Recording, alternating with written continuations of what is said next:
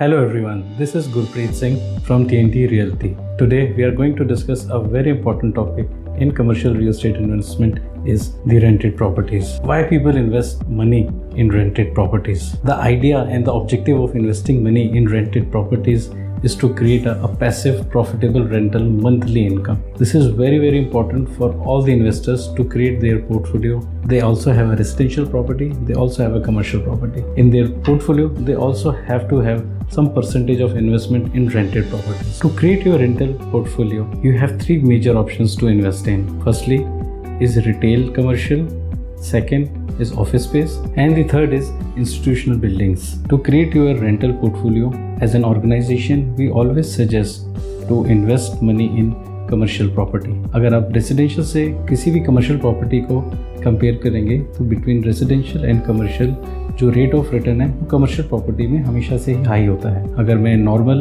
As a market standard बात करूं, कोई भी इन्वेस्टमेंट की जो रिटर्न है आपको रेंटल यील्ड के प्रोस्पेक्टिव से रेजिडेंशियल में अराउंड 1.5 to 2% होती है, एंड कमर्शियल में if I talk about it is very between 4% to 9%. Retail investment में आप किसी भी कमर्शियल रिटेल प्रॉपर्टी में इन्वेस्ट कर सकते हैं. रिटेल इन्वेस्टमेंट के लिए आपके पास ऑप्शंस होते हैं shopping mall, high street and SCO. आप कोई भी अच्छी हाई स्ट्रीट मार्केट जिसकी लोकेशन, जिसका कंसेप्ट और जिसका बिल्डर जिसने बहुत अच्छी प्रॉपर्टी मेंटेन की हुई है उस प्रॉपर्टी में आप इन्वेस्ट कर सकते हैं, जिसमें आपको इन्वेस्टमेंट की जो यील्ड आती है वो स्टार्टिंग फ्रॉम 4.5% से लेके 8.5% तक आती है. किसी भी अच्छे ऑफिस स्पेस के इन्वेस्टमेंट के लिए आपके पास कोई भी अच्छी कमर्शियल प्रॉपर्टी में आप इन्वेस्ट कर सकते हैं जहाँ पे कोई एक बहुत अच्छा टेनेंट हो. जनरली हम हमेशा ये सजेस्ट करते हैं कमर्शियल इन्वेस्टमेंट अगर आप ऑफिस स्पेस में करना चाहते हैं तो आपके पास टिकट साइज़ बड़ी होनी चाहिए. मिनिमम आप स्पेस जो बाय करें वो 5000 स्क्वायर फीट होना चाहिए,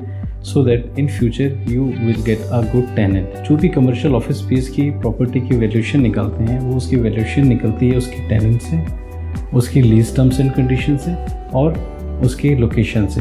जो थर्ड इन्वेस्टमेंट ऑप्शन है जिसे हम इंस्टीट्यूशनल और इंडस्ट्रियल इन्वेस्टमेंट ऑप्शन कहते हैं, वो एक बहुत ही लुक्रेटिव इन्वेस्टमेंट ऑप्शन होता है. जनरली इसकी इन्वेस्टमेंट टिकट बड़ी होती है. आप कहीं पे भी, अगर मैं गुड़गांव की बात करूं तो कहीं पे भी आप मिनिमम 7 से 8 करोड़ रुपए से इसकी इन्वेस्टमेंट स्टार्ट होती है.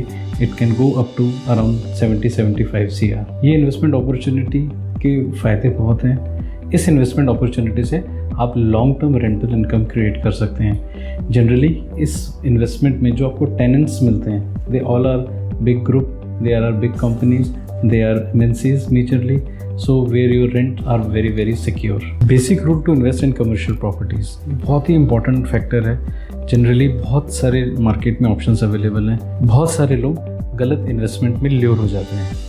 To avoid all this fake claims you must assess property by yourself. First, जो भी आप प्रॉपर्टी में इन्वेस्ट कर रहे हैं उसकी रियल स्टेट वैल्यू क्या है. रियल स्टेट वैल्यू का टर्म है अगर मेरी प्रॉपर्टी टेनेंट वेकेट कर देता है तो उसका रियल स्टेट का रेट क्या होना चाहिए और मैं किस रेट में बाय कर रहा हूँ. अगर मेरा टेनेंट वाली rented property if I am paying premium, so वो प्रीमियम कितना ज़्यादा है मार्केट के रेट से. सो ये असेस करना बहुत इंपॉर्टेंट फैक्टर है. Second and which is also a very important point which is the tenant. आपका टेनेंट कौन है, वो कैसी ऑर्गेनाइजेशन है, वो कैसी कंपनी है और वो कितने साल से काम कर रही है. एक अच्छा टेनेंट होना एक रियल स्टेट इन्वेस्टमेंट में बहुत इंपॉर्टेंट रोल प्ले करता है.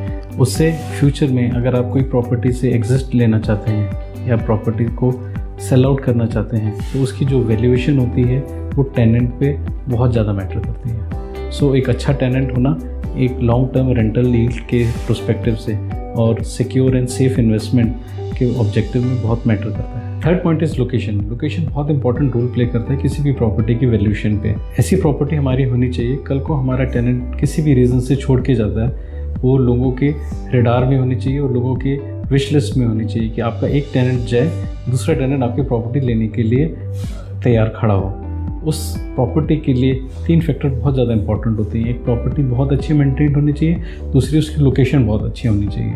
प्रॉपर्टी बाय करने से पहले बहुत ही इंपॉर्टेंट पॉइंट होता है जो भी आप प्रॉपर्टी बाय कर रहे हैं उसकी टर्म्स एंड कंडीशंस जो उसकी लीज में रजिस्टर्ड है वो आपको जाननी बहुत ज़रूरी है. आपको पता होना चाहिए कि आप जो प्रॉपर्टी खरीद रहे हैं कि मेरा टेनेंट कितने साल तक उस प्रॉपर्टी में रहेगा, उसका लॉक इन पीरियड क्या है और मेरा रेंट एस्केलेशन क्या है.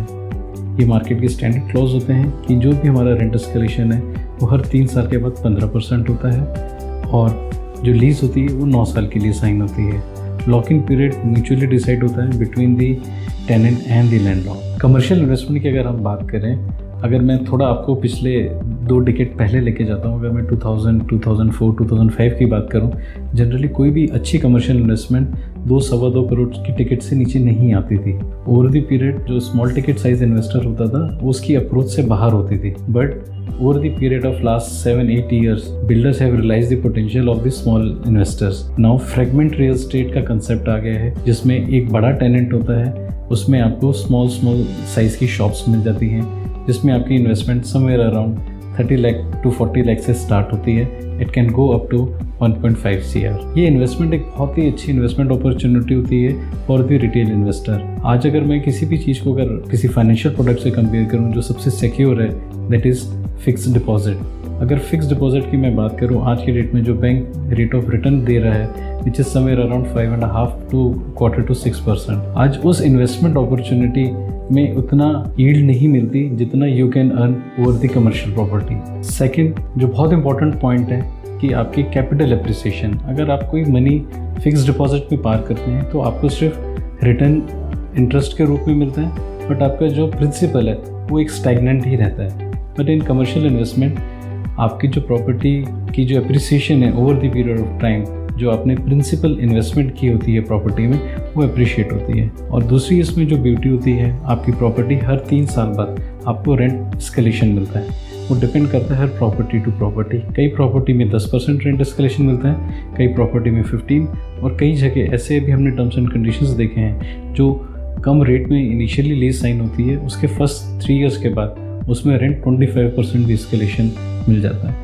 सो जो आपकी प्रॉपर्टी की रिटर्न है उसके पर्सपेक्टिव से आपको प्रॉपर्टी की वैल्यू ड्राइव होती है। सो जो आपने इन्वेस्टमेंट की है उसमें खाली आपको रिटर्न के साथ साथ आपको कैपिटल एप्रिसिएशन भी मिलती है। जो आपका प्रिंसिपल अमाउंट है वो भी अप्रिशिएट करता है over the period of time, जो कि एफडी के केसेस में नहीं होता। To sum up this video, I will tell you the most 5 important point you always keep in your mind before investing in any commercial property. First is real estate value, second the tenant, third the location of your property, fourth is the terms and condition of your lease agreement, fifth who's your consultant, is it genuine consultant, is it trustworthy consultant, और जो आपको property दिला रहा है क्या वो आपकी requirement समझ रहा है कि नहीं समझ रहा है। क्योंकि हर एक इन्वेस्टमेंट के पीछे एक ऑब्जेक्टिव होता है, अगर वो ऑब्जेक्टिव फुलफिल नहीं हो, वो क्यों ना कितनी भी अच्छी इन्वेस्टमेंट हो, वो आपके मन में हमेशा खटकती ही रहेगी। सो हमेशा किसी एक रेपुटेटेड, किसी एक ट्रस्टवर्दी कंसल्टेंट के ही थ्रू रेंटेड प्रॉपर्टी खरीदें, जो आपको